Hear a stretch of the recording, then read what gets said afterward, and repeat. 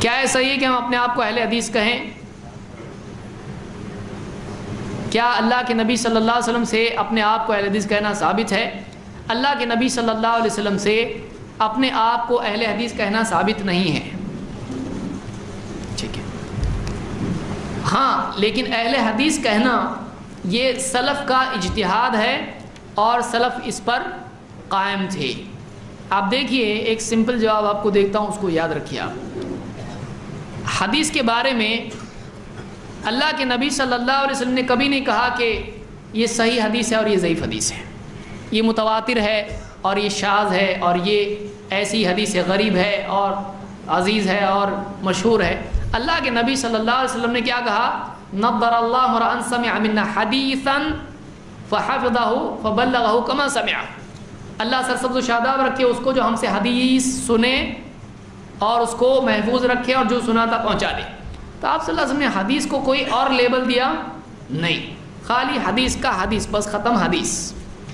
لیکن بعد میں لوگوں نے اپنی طرف سے حدیثوں میں کیا کی؟ ملاوٹ کی۔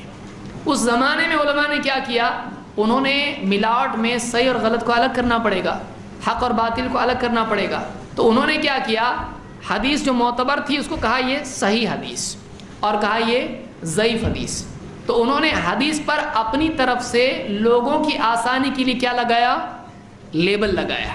آج ساری امت مانتی ہے کہ حدیث میں صحیح بھی ہوتی ہے اور ضعیف بھی ہوتی ہے، کیونکہ یہ ہمارے سلف کا اجتہاد ہے، اس پر اتفاق ہے۔ اسی طرح سے جب مسلمانوں میں فرقے بنے اور بہت سارے لوگ اہل کلام ہوئے اور بہت سارے لوگ اہل الرائے ہوئے اور لوگ اپنی طرف سے اللہ کی صفات کے بارے میں، اللہ کے دین کے بارے میں کچھ بھی کہنے لگے، اس وقت علماء نے کہا کہ ہم کیا ہیں؟ ہم اہل حدیث ہیں، ہم حدیث والے ہیں۔ تو جب انہی علماء، اور یہ کون علماء ہیں؟ امام احمد ابن حنبل، اسی طرح سے امام یحییٰ ابن معین، اسی طرح سے دوسرے اور بھی بہت سارے علماء، امام البخاری ہیں، امام بخاری ہیں۔ تو آپ امام بخاری کا لیبل حدیث پہ مانتے ہیں کہ یہ صحیح ہے، تو آپ اہل حدیث کا بھی لیبل مانیے۔ وہ اجتہاد ہے تو یہ بھی اجتہاد ہے۔ اب کوئی آدمی کھڑا ہو کے کہے حدیث کو بتاؤ، حدیث میں کدھر لکھا ہوا ہے کہ صحیح حدیث ہے؟ آپ حدیث صحیح ہے یہ حدیث میں بتاؤ، آپ کو نہیں ملے گا۔ یہ بعد میں ضرورت پڑی، اس لیے کہ اس وقت ضرورت نہیں تھی۔ اسی طرح سے فرقے اللہ کے نبی صلی اللہ علیہ وسلم کے زمانے میں نہیں تھے، بعد میں فرقے بنے۔ تو علماء نے کہا رائے اور قیاس اور اپنی طرف سے دین میں اللہ کی صفات پہ کلام کرنے والے فرقے جب بنے، اس وقت میں انہوں نے کہا کہ نہیں، ہم لوگ کیا ہیں؟ ہم اہل الرائے نہیں ہیں، ہم اہل کلام نہیں ہیں، ہم کون ہیں؟ ہم اہل حدیث ہیں۔ تو یہ علماء کا اس دور کا اجتہاد تھا۔ جب آپ نے حدیث کے سلسلے میں ان کے اجتہاد کو تسلیم کیا تو آپ اہل حدیث کے سلسلے میں بھی اجتہاد کو مانیں۔ تو ہم اہل سنت ہیں اور ہم اہل حدیث ہیں۔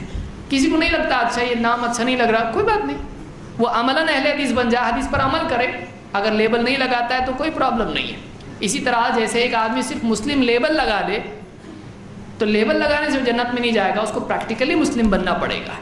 اسی طرح سے اہل حدیث ایک منہج ہے، وہ صرف لیبل نہیں ہے، وہ پہچان کے لیے، آسانی کے لیے ہے کہ ایک آدمی یعنی اپنی رائے، اپنی عقل، اپنے قیاس پر چلنے کی بجائے اللہ کے نبی صلی اللہ علیہ وسلم کی حدیثوں کو اپنے لیے قرآن کے سمجھنے کے لیے اور دلیل لینے کے لیے رہنما بنائیں، وہ اہل حدیث ہیں۔